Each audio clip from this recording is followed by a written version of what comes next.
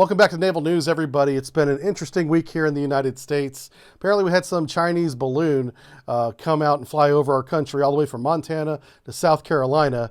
The Pentagon's been briefing the public regularly on this. This is one of their press briefing videos here, telling this the news just a little bit about it, enough basically for a headline and a paragraph, because they didn't share a lot of details, other than they did say that this was not a physical kinetic threat to individuals of the United States, but it was a violation of our airspace. And the news media, being competitive, trying to get those clicks because they can sell those ads, really ran with that story, saying that, our sovereignty is being, invaded by this Chinese surveillance balloon. And what we're going to do here today is we're going to talk about what that balloon was. This is the briefing that the Pentagon should have been prepared to give the press pool, but they didn't. And the result of that was we had protests, we had people in the streets saying, hey, we need to do something about this. This really sucks. Why is China, spying on us? The U.S. government had their best minds at Los Alamos National Laboratory, developed new anti-balloon technology. It's off the chain. We're actually indoctrinating children in anti-balloon violence. And this is what happens in a week where you don't have an NFL game. People lose their minds around here.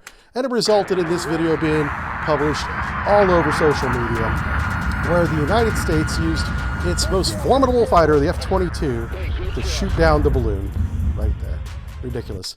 So how did we get to this point? Well, through partial information released by the Pentagon and a competitive news media that needs to get as many clicks as possible, they just ran with the story, resulting in a $200 million aircraft shooting a $400,000 missile at a balloon off the coast of Myrtle Beach. Arguably the most expensive gender reveal in aviation history. But what I'm going to do here today for everybody is I'm going to talk about this balloon, because we know a little bit about it. This is all public information. The Pentagon knows this, but they did not share this with the press media. And I think this is partially why we had such a complete overreaction to this weather balloon going over the United States. Okay, this balloon, designed by Chinese Research Institute. This model, this version, was back in 2019. So it's a 4-year-old balloon with some modern electronics on it. I'm going to break it down for you here today.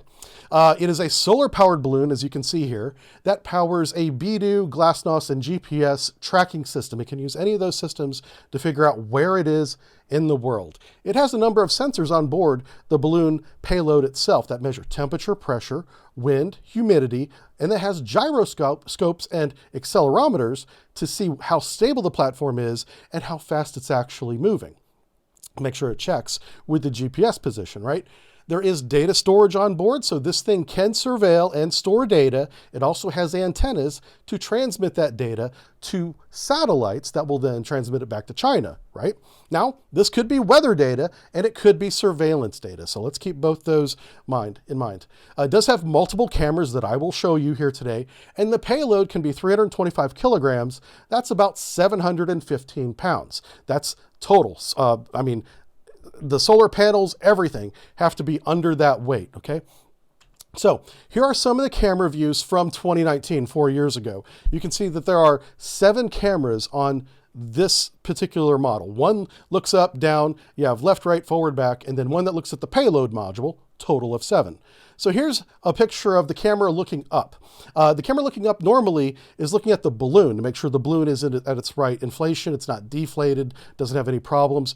But in this photo, this is actually the parachute that's been deployed. And this is how we know that China's excuse of, oh, this balloon's going off course, doesn't fly. Because they could have cut the balloon at any time, allowing the parachute to bring the payload down to Earth before it reached the United States. But they didn't. They wanted it to go over the United States. So China is definitely guilty of flying this balloon over the United States. That's not in question here.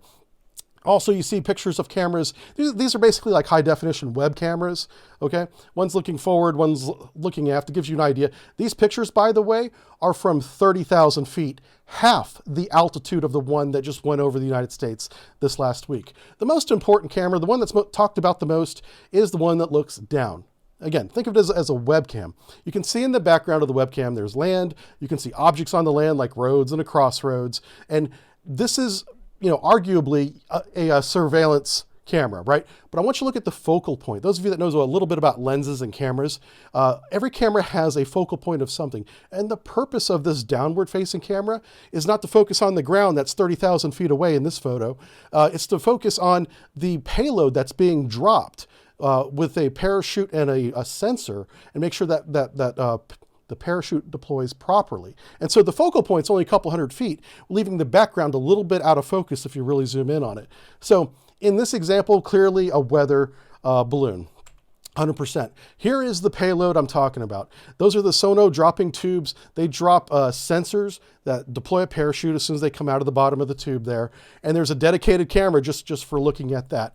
And this again is from 2019. Now, a big difference between what went over the United States this week and this photo from 4 years ago is that this module has been moved into the center body housing, if you will, of the payload, of the balloon payload.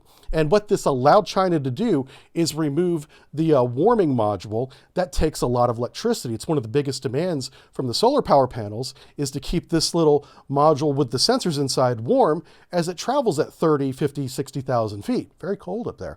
So by moving this module inside, and removing the need for the electrical demand for a heater, essentially, they saved weight and power, making it a more capable thing. And that's what went over the United States. They also added 2 modules to the one that we just had.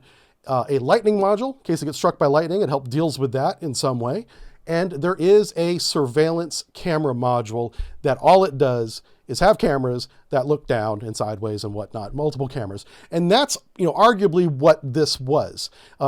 And what we're going to do is we're going to get this thing and we're going to find out exactly if that's the module that they had.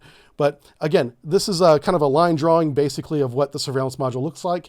On the weather balloon one, all these cameras are faced in different directions to make sure the sensors are working right. But the surveillance module itself could have these cameras looking mostly down at different focal lengths. Maybe the cameras can change their focal length if they have multiple lenses in them. We'll see. And the reason why we're going to see is we have units on site right now. We shot down this balloon right off the coast of South Carolina. Like I said, the USS Carter Hall is on site right now with an Arleigh Burke and a Ticonderoga class cruiser, so nobody going to be messing with them. There's a lot of firepower right there. And they have multiple unmanned underwater vehicles in the water right now searching for this thing. And then they also have the ability to recover it. So this is what's going on here. I've added some pictures here. We have Deep Drone 8000, which is arguably our most capable deep water drone.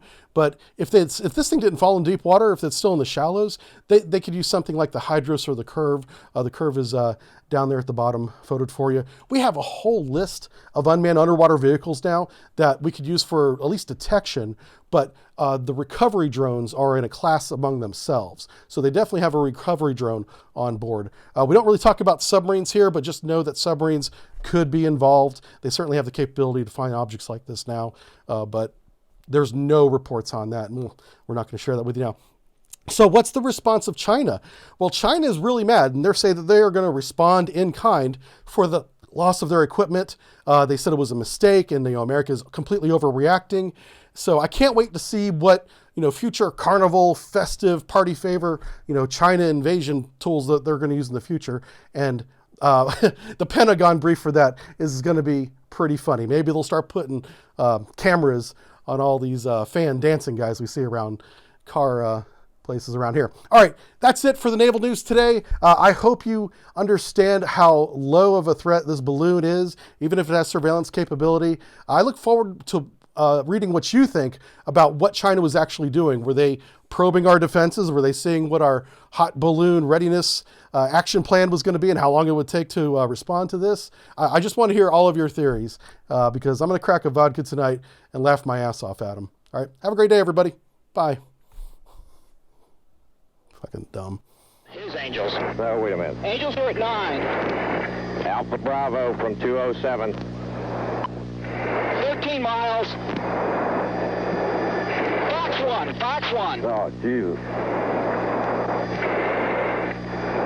Engine right. Roger that. 10 miles. He's back on my nose. Fox 1 again.